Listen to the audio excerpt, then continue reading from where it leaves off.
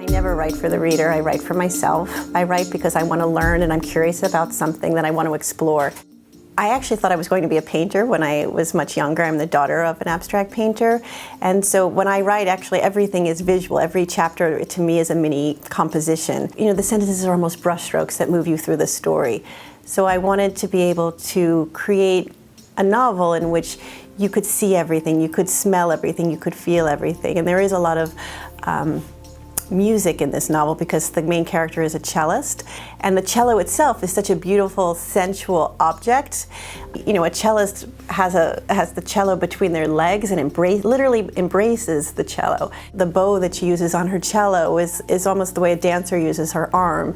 You know, the things that she can't say, she says through her, you know, her music playing. The genesis of this novel is actually based on a true life story that was told to me of someone whose father was saved at a port. And it really always intrigued me because I was fascinated by this idea that two people's lives could intersect at a moment in time. One person who's in desperate need of shelter and another person who recognizes that fear, yet neither of them exchange a single word between them.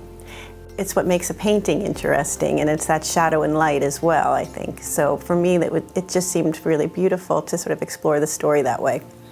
I often spend, you know, close to 8 months before I start writing a single sentence because I describe it that I almost want to be wearing my research, that it's stitched onto me. So when I finally sit down to create those characters, the history is infused into my spirit, and I feel like I'm releasing it onto the page. So every detail, whether it's how women are educated, what they're wearing, how they style their hair, what is the headlines on the newspaper at that time, what food could be found when you're making dinner that day, all those small details. It's about creating a historically accurate world, not only creating an emotionally authentic world and a visual world. There's so many different layers to that.